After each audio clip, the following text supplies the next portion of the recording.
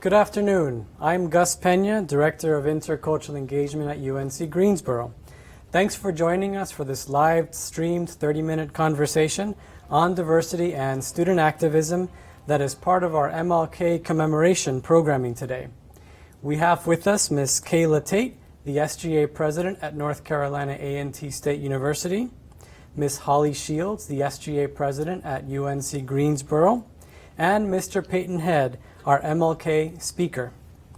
In just a moment, I'll invite each SGA president to begin with some comments pertaining to their respective campuses, and then Mr. Head will speak on his past experiences at the University of Missouri, where he too was the president of the student body. Following their comments, Ms. Tate and Ms. Shields will ask their own questions, as well as those that students on both campuses have for Mr. Head. Thank you, Gus, so much for that introduction. Yes. I just want to first thank you so much, Peyton, for coming and having this conversation with us and for really advocating for students on your campus, but really for students all over the country, all over the world. So thank you so much for your commitment to that and your commitment to diversity and inclusion, including sexual assault issues, gender identity. That's so important to us on our campus. So I just want to thank you for that. And Kayla, do you want to speak on anything? I definitely also would like to thank you for taking the time, especially considering the fact that I know something that you started on your campus with the Concerned Students hashtag was definitely something that was kind of started on A&T's campus within this school year as well.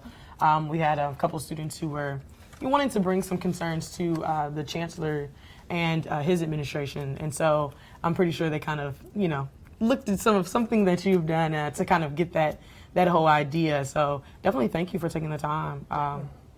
And thank you all for having me, both of you. Yes. Absolutely. Thank you. What are some of those concerns? Was it concerns around racial or? So a few of the concerns that some of the students wanted to address were in regards to DACA. Okay. Yep. Which was something that we were looking for a statement from our chancellor to just for him to reassure that that will not be something that will affect the students on our campus. They wanted to, all of us, we were really concerned with making sure that white supremacy doesn't try to make a space on our campus. I know that just last semester we had an issue where there was, even on both of our campuses, Yes. at a facility that we had, there was a noose that was found. And so us kind of figuring out how to deal with that and make our students feel completely comfortable and aware, and let them know that that's not something that we're going to accept on our campus. And I know Exactly. Holly and I, we spoke to discuss exactly how we will make sure that our students were reassured.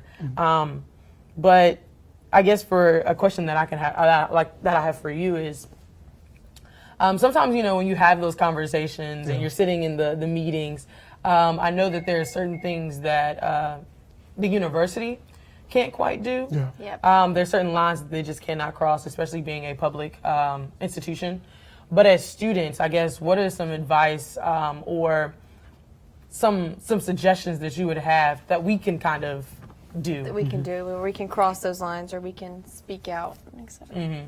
Well, I think one of the most important things, honestly, and I won't pretend to know everything. You're definitely experienced that. Exactly. I think one of the most important things is recognizing the power that you have. Okay. And I think a lot of students kind of forget that or aren't really reminded of it because you're in the day-to-day process of just really trying to get through Right. and just trying to work towards that degree. Amen. But you all are the largest stakeholders in this community, which means that you represent people who pay to go here, who are customers. And if these customers are unsatisfied, then you all have the ability to speak out and be able to change the things that need to be changed on campus in order to make sure that you have not just a community that's comfortable, because I feel like we grow from being uncomfortable. That's true. Exactly. That's very true. So I don't think that your educational institution should be comfortable per se, but it also should be a place that doesn't shy away from difficult dialogues and difficult conversations and learning in general, which means speaking up and having a voice on some of these issues that you all are talking about that you're working on your campus today. So I would say one of those solutions would be understanding the power of the voice of the student body and using it for the greater good. And you all have the ability to do that, especially as presidents, because you all are that voice. Right. You don't work for the university, you work for the students at the university. And one of the biggest things that I tried to do was make sure that I wasn't just speaking on my own, on behalf of my own feelings, but really just trying to gauge the interest of the students and get the interest of the students within the student government to know that this is their governing structure, this is their body to come to, and with any concerns that they need. And I used to do that, and I used to tweet from my office like, okay, everybody come hang out and learn more about student government. Right. And I had this really cool office that was in the corner in the second floor of the student center that was all the way tucked away. And so even when I would have cookies and coffee and candy in my office, people wouldn't come. Right. And that's when I realized the importance of, if you're going to really build a community and be intentional about it, you can't expect everybody to come to you as a leader. You have to go to them. Exactly. We've been learning that a lot this year too, is that although, we can provide the food, but we can't sit there and spoon feed you. So, we have to do our best to go out and to talk to them and whatnot and provide that food. But like we said, that it also takes a part on them to come and to eat the food and to, that's just me and my vice president, we kind of talk about that because we both work together so hard on trying to get students engaged and et cetera, and asking them concerns. And we actually poll in our EUC every week to try to gauge different concerns on different topics. So like 1 week might be safety. We're actually trying to work on getting feminine hygiene products implemented for free in this building. So that's one of our topics that we polled on. But so it takes us going to them. We can't expect them to just come to my office and be like, hey, these are my issues. They don't do that. They just, because people, like you said, people don't realize the power that we have as students, because that actually really resonated with me. We said we are the largest stakeholder at this university. That is so true. So thank you for that. And then the other thing that I realized is it's also a conversation around privilege too. Yes. And access. Who has the time to be able to, to run for student body president, to represent these students, to be in all of these different meetings. And so a lot of times I would go to our local restaurant, which was the Heidelberg, where everybody would hang out, and I would talk to the wait staff there, and many of them were students. And they're like, well, I didn't know student government had this much of a budget. I didn't know that they could offer this for me. And so being able to start to become a true ambassador for what I wanted to do was one of the reasons why we were able to get such high engagement within the student government in the time under my leadership. And it got people really excited to be a part of something that was a little bit bigger than themselves. I know I was excited, and it pushed me out of my comfort zone because I'm just used to like, okay, well, come to me, we can talk. And then I said, okay, well, I would just start talking to random students. That's the key. You really have to do that. Yeah. You really do. You just, be like, oh, you're just standing in lines to Starbucks or something, you just start talking. That's the way to do it. Seriously, make those connections. Yeah. It is. I know something that we're trying to implement this semester, with past SGA presidents, in the SGA president office, they have binders or booklets of the administration and what they did within that year. And one thing, when I was looking through, one thing that a past president did was a CAF visibility. And so I spoke with Chancellor Martin to see when exactly he's free on his schedule to also come. And so we pick a day just to go inside the CAF and sit down, mix and mingle, and speak with students. I know when I spoke with the past president, they mentioned how they would serve food first, because you have that interaction, and then going around and speaking. And so that is definitely something that we've learned over at A&T as well. Definitely taking the initiative to go out and speak to students, because you just sitting there waiting for the students to come to you. You'll be waiting forever. You'll be waiting forever. So they're busy too, like you said. People, they're focused on their academics, trying to just get through every day. So, like you said, we're trying to do the same thing where we're going to volunteer in the CAF, and we have something called late night breakfast, which is at the end of each semester. It's a free breakfast for all students to come through the day before exams start. And so my vice president and I, we both volunteered and served, and we saw how much work it is. Like, it's so much appreciation for those staff members in the CAF now. And I mean, we appreciated them before, but seriously, it's like my back hurt the next day. Like, so we want to start doing more things like that as well, and going to them, going in, talking to them. So it's cool that you guys are doing that. But I do have another question. So I know something that I've kind of realized is that as students, we tend to ask for permission before actually doing something. Yeah. And so what are some things that, like, did you find yourself doing that once you served serving in the SGA president role? And if you didn't, then what are some ways that you kind of like got around that? Because with us asking for permission, it's easy to get the answer no, or you have to work within these lines. And it's not to say that we're thinking of doing anything outrageous, or because at the end of the day, we're student leaders, we represent the university. We're also representing the students, but I know it's just sometimes like you run that fine line. So kind of did you run into some of those issues, and then how did you get around those? I think that's one of the most difficult parts about the job, because you come in and you're looking for some type of guidance, but then you realize that you are the leader. Right. You are the change. You make the rules. And it took me maybe 3 months, probably 3 to 4 months to realize that. Especially like when it was the start of a new semester. I'm like, oh, okay, so this is how it actually works. Okay. And so what I started doing, as opposed to asking for permission, I started asking, how do I go about making this change? Because I didn't want to see my administration as the enemy at all. No, right. I wanted them to be partners. They should be partners in learning and leading and serving students on campus. And so I wouldn't ask like, oh, well, can I have permission to do this? I would ask, well, how do I go about doing this? How do I make this happen? And then there were times when I would figure out how to do it, and then there would be other times where I would get the runaround. And so when I got the runaround, I started to understand the importance of learning the map of power at your institution, because that's one of the reasons why things don't change and things don't get done, is because students get tired.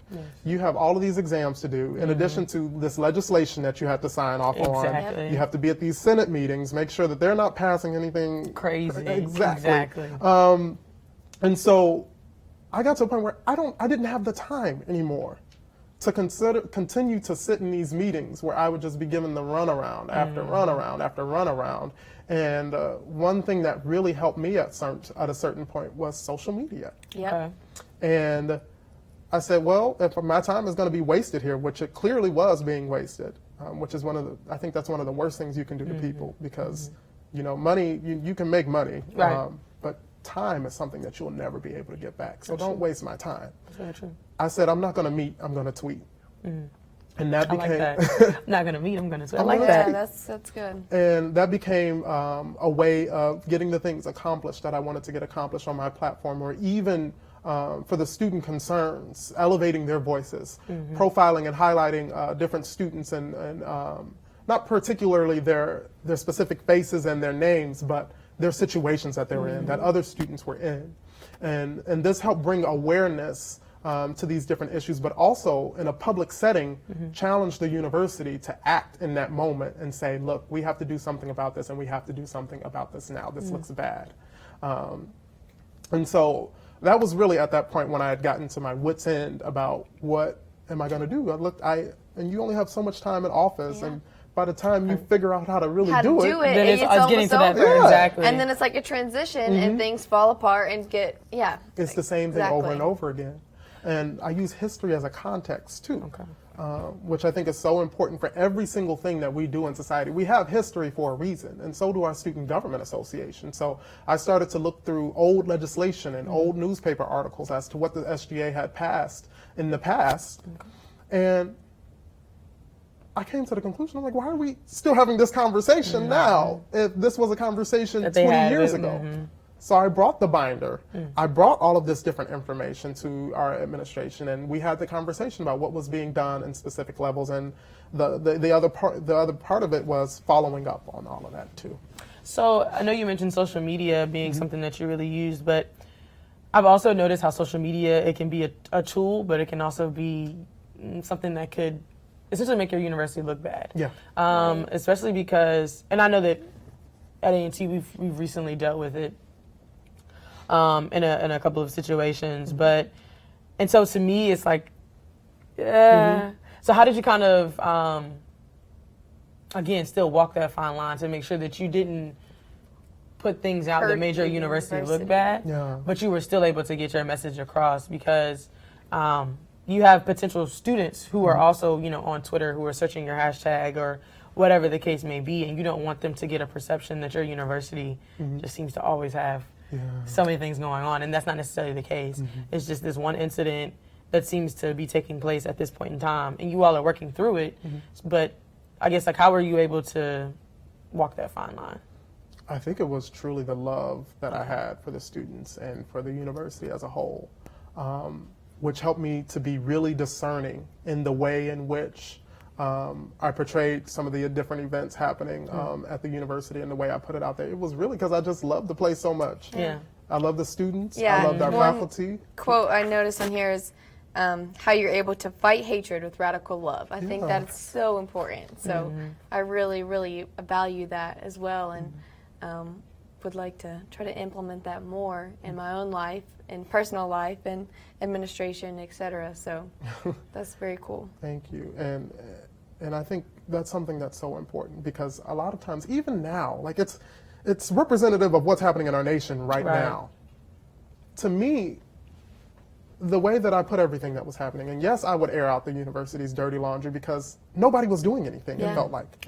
And if it wasn't open, you know, they wouldn't, there's no transparency, then there's no change. You know, and you can clearly state that in all of the messages, in any email that I sent out to the student body, it's for Mizzou, you know, with love. Like, this is for Mizzou, this is for the students here. This is what I've seen, and this is how I want to fix it. And I'm not just going to complain about the issue, but I'm going to get out there and make some change, you know, and even questioning a presidential role within something as high profile as a protest is something that you have to think about too. Like, what is my image? Like, how do I get into this? How do I make sure that these students are supported? And I thought, well, that's my job. I'm here to support the students.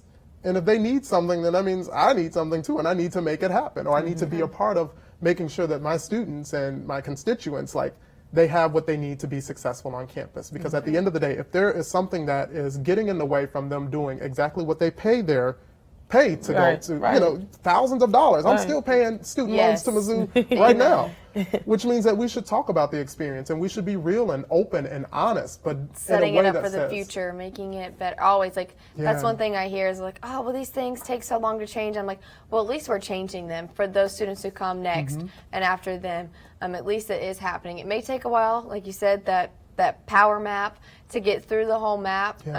But once it does finally and things are changed, like, just think about those students who are coming. So, and it's selfless. Yeah, it's really selfless, and to be a student leader, because you do all of this work, and you won't even see it half the time within possibly. your term. Yeah, like just 2 weeks ago, I saw that finally one of the residence halls was named after a black woman who wasn't admitted to the University of Missouri School of Journalism. It was Lucille Bluford. And that's been something that students since, you know, my time and before me have been fighting to make sure that she had something that recognized her on our campus. And here it is, 2018. I graduated in 2016. Exactly. And all of these different things that we fought for, we're starting to see put in place now, which is great. But it wasn't to benefit me as a student, because I was thinking in the long term. And so that brings it back. You got prospective students. You got to make sure that they have what they need on campus to succeed. They're not facing the same issue. Exactly. Because somebody did it for us. Exactly. You know? That's so very true. So true. I kind of wanted to ask kind of along the same lines, like, what kind of pushback did you get from those administrators? And did you have a lot of supporting administrators for you all? And especially with the Concerned Students 1950 movement, were there staff and faculty who were behind you guys? Or were there pushback, you know, professors like, no, you can't speak about that in my classroom, etc.? What kind of issues did you face there? There was a bit of all of it. Okay, that's what I figured. It was a lot of, and that's really the best way I can put it. It was all of it across the board, because this was something that was old in a way, yes, but also very new. to the people who were there in that time and place. And we look at social movements, especially student movements on college campuses, and many times they mirror other movements that have happened before, but it's something about it being at this time and this place that makes it a new experience for everybody. Did any of the students involved, of course it wasn't just me, it was so many different people. Right. Did anybody know that they were making history? No. We were just trying to get through each day. Yeah. That was it. I was 21 at the time. I was a kid. Well, and I'm still young now. I turned 24 in 2 weeks. Happy early birthday. Yes, happy early birthday. But we were just literally trying to get through, just trying to make it. You had no idea the kind of impact that it would make. And the support from the faculty, the staff, the deans, those who were, in support of the students, those who were in support of this movement, to make Mizzou really a place for everybody, a better place for everybody. To me, that showed true love and commitment for the university. And I know there were people who look back on it now and wish that they would have been involved and just didn't know how to get involved. And that's one of the reasons why I say now, everybody just has to find your role. Right. Because your role may not be the person holding the bullhorn and the sign, but your role may be using the privilege you have when you get in a private room with the board of curators or board of governors and you speak up on an issue that had never been brought to their attention. Exactly. And I didn't know that. I didn't know that you could be some sort of an activist, but also be ahead of an institution its way too. Until I remember it was a fancy dinner for the board of curators, which is our board of governors in Missouri. And we had their meeting. They had their big dinner down in the lower level of the student center so that they could showcase the social justice centers, which was something I wanted to advocate for too. And I gave a speech, and I talked about my experience as a LGBTQ identified student on campus and the importance to make sure that our marginalized students had the resources that they needed and were supported. And somebody told me that was the first time that somebody had brought that to their attention. Brought that all the way up to the board of curators level. Wow. And I didn't even realize the type of change that you can have just by being in this position. And instead of being the cookie cutter person and being the mold of what presidents look like before you, taking the time to unapologetically do what is right, even when it's not easy, by just being yourself. And I think that was the lesson that I learned, and that kind of showed the level of support and involvement from an entire community, because it wasn't just students, it was faculty, it was staff. And while some were unsupportive, many were supportive, and those voices mattered. Right. Yeah, that's very important, being able to speak about it in your classrooms and whatnot. So that says a lot that you had that type of support. Now, speaking of the LGBTQ community, I know I had a group of students come to me because they really brought to my attention that on our campus we don't have an area that allows students to have free expression or free speech or whatever the case may be. And so on our campus right now we're building a new student union. And I just wanted to know, I guess, one, did you all have some sort of area on your campus? I know on our campus, I guess the only place that we really have where students may feel comfortable is our multicultural center, which is headed by Mr. Spates here. But I guess me being a student who is not necessarily a part of the LGBTQ community, so my way of thinking and my mindset isn't, oh, this is something that we need. But once it was brought to my attention, I realized how important it is. And just creating a safe space and having several safe spaces on our campus is definitely something that I did speak with Mr. Spates briefly about. I've talked with those students about. And so, one, did you all have something of that nature? And if you did, do you know how it kind of came about? Because we would essentially be kind of building it from the ground up. So, yeah. Well, I've been removed for a while, but I used to know all of the history. I was a tour guide too, so I knew all the history of our social justice centers. Yeah. So, but it was a struggle. For many different centers that we have on campus, they were a struggle. And it was Laura Hackward who founded our Women's Center and our LGBTQ Center and these different spaces where students could go and not just be free of marginalization, but have a conversation, be able to have a space where you can have a conversation and a place of education. And So that process looks. I wish I was back there to see it. I wish Yeah. I knew the entire way of Right. going about it. But if I were going about it today, I would gauge, the public interest. I would get a resolution of some sort through student government and talk about the importance of creating a space like that and having a conversation with your administration to see what it would look like. And also not being afraid to benchmark and say, look, all of these different universities have this space. Our students need this space. Our students demand this space. And I think that that's such an important thing to have on campus because these spaces during the movement were spaces of solidarity and they were spaces of healing. They were places where people could come and recharge. That was our Black Culture Center, our Women's Center, our LGBTQ Resource Center, our Women's Center. And these places had libraries. So anything in the Women's Center was like feminist thought and ideologies and intersectional feminism, and the LGBTQ Resource Center, you had this library of all of these different, LGBTQ heroes throughout the era from all different backgrounds, and Marsha P. Johnson and all of these different stories and and these voices that are so unheard.